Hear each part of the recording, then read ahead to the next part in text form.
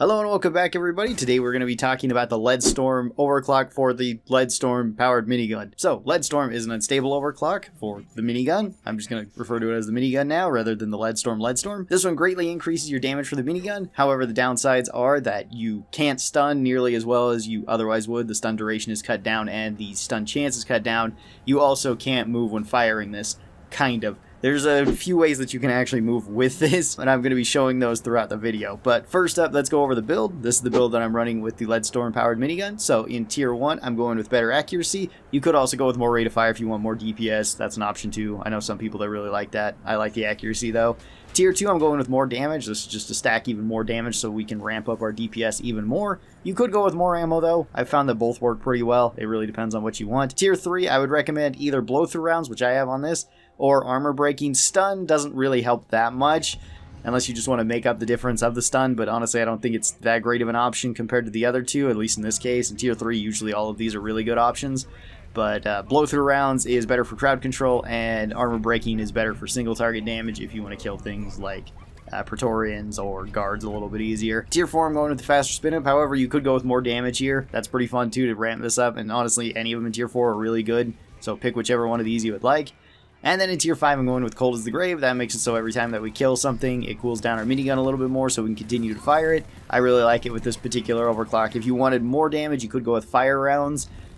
That's an option too. I wouldn't recommend fire rounds on like a Dreadnought mission, and if you're worried about overheating, then aggressive venting is another option for this. Now, since we have a primary that's so good at dealing with single target damage, I decided to take a secondary that's really good at crowd control. I'm going to be taking the coil gun with Hellfire. This one is a pretty straightforward overclock that just lets you light a lot of stuff on fire. It works great against crowds, works especially well against swarmers and just grunt waves. You could go with something like triple tech chambers. If you take lightning on this, it is really good for crowd control still, because you can fire this 3 times really fast. If you wanted something for the revolver, I'd recommend the Magic Bullets explosive chemical round build. This one is really strong, clears up crowds really fast.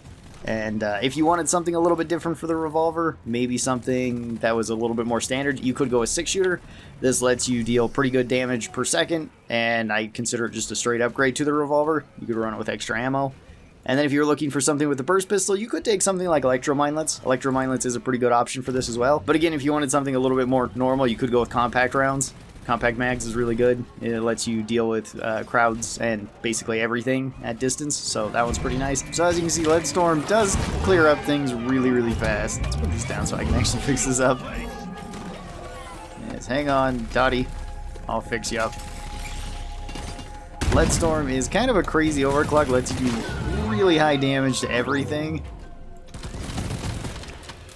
And you might notice that I'm still able to kind of move with Leadstorm. The reason why is because you can only not be moving if you're firing the gun. So as soon as you're firing the gun, I can't move. But if you already have some momentum when firing the gun, you can continue to move. So bunny hopping or bee hopping, whatever you'd like to call it, is very popular with this particular overclock, and it makes it so you can still stay quite mobile with this, while still being able to kill everything. And there's plenty of times where if you just kind of plant your feet and spray at something, you'll still be fine with the minigun. It kills stuff so fast that you usually don't have to worry about most things getting to you in time. Of course, this does depend though. It's also really good if you combine it with dash, but that's just gunner in general. Dash is a super useful active perk on them. And yeah, it can be pretty strong. It also doesn't really matter if you can't move if you're standing on something like Doretta, because Doretta will continue to move, and same thing goes with your ziplines too. I wouldn't really recommend that you're always attached to your ziplines though. That's not really a great place for gunner to be. And you obviously don't need to be moving when you are inside your shield or when you're really holding an objective. If bugs do start overwhelming you, I would recommend that you throw it on your shield. That'll give you plenty of time to actually fight back. And even if you need more time, then you can use something like your dash. Or you can use your dash, then your shield, then usually your dash is up again, so you can use that once again. It becomes a really strong combo with gunner once you start kind of chaining everything together. And then we can use Hellfire to kind of slow things down just in general. Explode over there? Alright. Take him down, Bosco.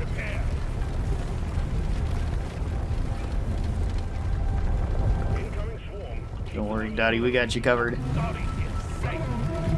And was this a 1-stop or a 2-stop? It was a 1-stop. Alright. You can tell by how many feet are on there. Oh, detonator. Cool. Oh, I still got my, all my grenades as well. I don't know if we would really need it for this, but I'm gonna throw them all out. Yes, get them. Get them my bullets. Yeah, there we go.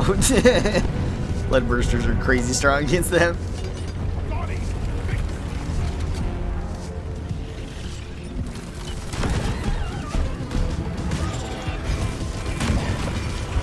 Whoops. Fell off the Doretta. Let's hop back on that then.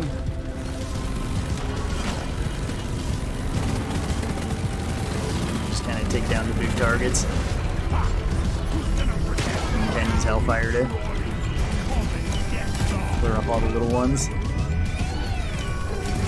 With this build, you can kind of run through ammo quickly, but you'll kill things super fast too, so it usually kind of evens out with how fast you can just get the missions done.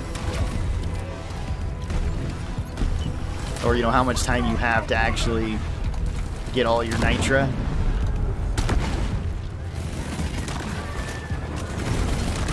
Spitballer.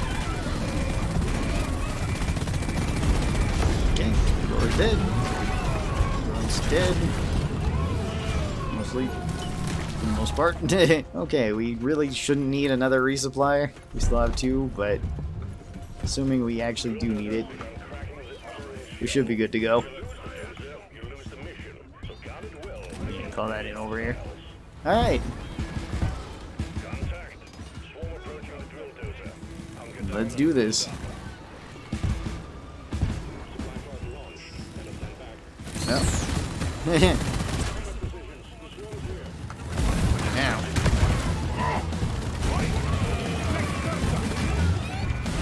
King. Just use the Leadstorm to get rid of everything. We're gonna shoot absolutely everything that moves. Be a proper gunner. If it moves, you can kill it, probably.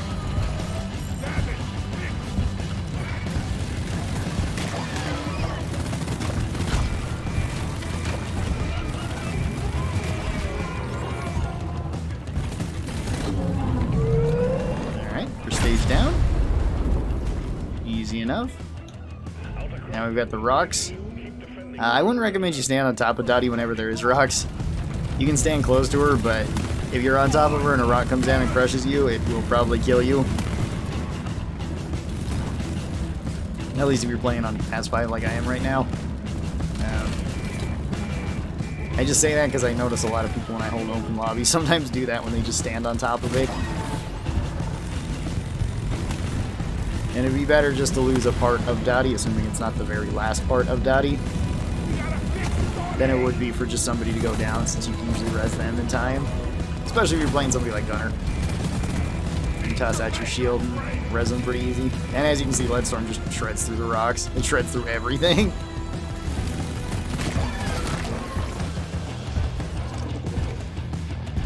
Alright.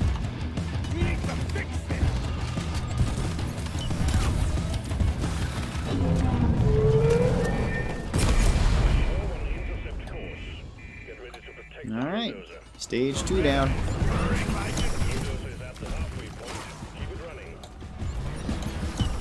Oh, another warden. Alright, well, luckily he's stunned.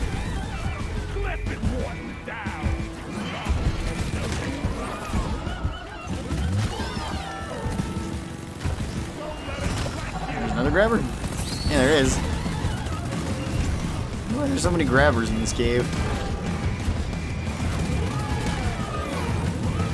Also, if you're a gunner, even if you don't have the full size shield, you can always throw a shield on the side, one side of Dottie, whichever side you think there's more bugs on. That way you can repair, as well as you can usually stand partially inside the shield, which can be really useful if you're running the perk Thorns. If you're running that and there's like jellyfish, they'll likely attack you, but your shield will be replenished faster than it can kind of be drained. I'm running out of ammo with this, but again, that's kind of okay when we're killing everything so fast.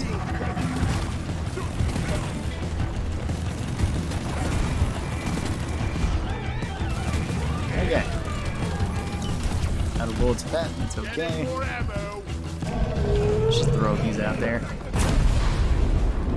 Get us some extra value that way.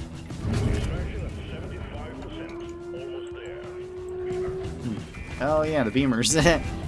So, funny enough with the beamers, you don't actually need to destroy them, at least if you can keep repairing. You can have Bosco mine them, which I always forget that Bosco can do that. You can also have him shoot missiles at it, so long as you don't have cryo missiles. Because you have that, they'll just explode up on that. But with Gunner's primaries, you can also knock them out, or if you have something like a coil gun. That didn't quite kill it, but that's okay. You can fire potentially 2 rounds that way. But the minigun and the autocannon and the hurricane can all knock these out. Same goes with a couple other weapons. EPC can, at least if you have thin containment build. Grenade launcher can. Certain overclocks can as well, like Last Street Catalyst on the wave cooker. Or not on the wave cooker, on the charger fractor. Again, I think there's too many bugs on one side.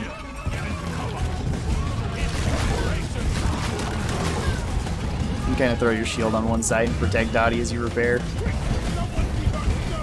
Ah, got another oppressor.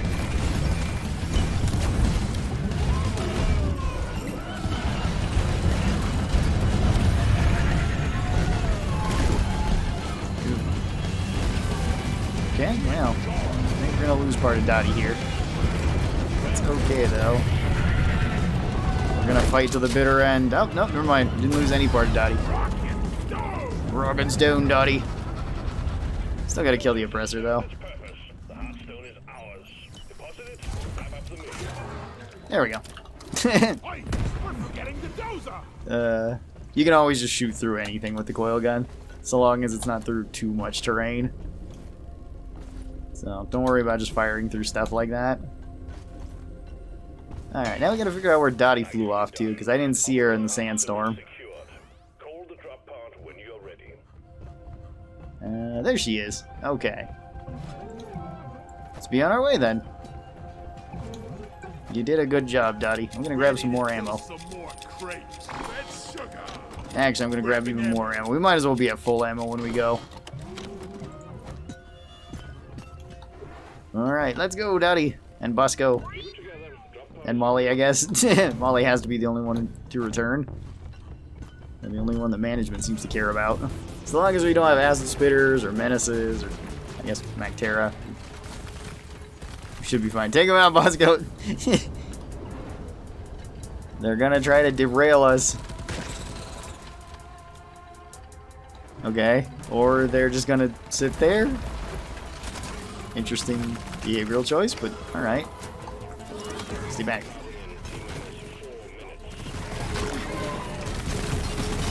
I'll protect myself and protect Dottie. So we don't got a lot of room to move on here. Yeah. Thanks, random bullets. Maybe that'll get something too.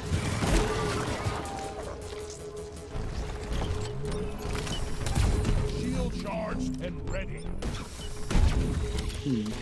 Oh, okay, we can go. Hop on in there, Dottie. Yes, let's go. Yeah, away we go.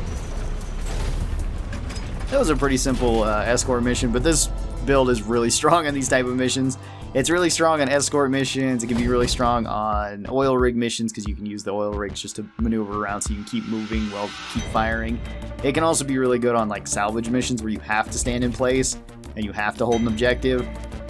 Other missions, this one can be a little bit more difficult to use, but if you employ like the bunny hop technique that I showed, it's usually fine on any type of mission.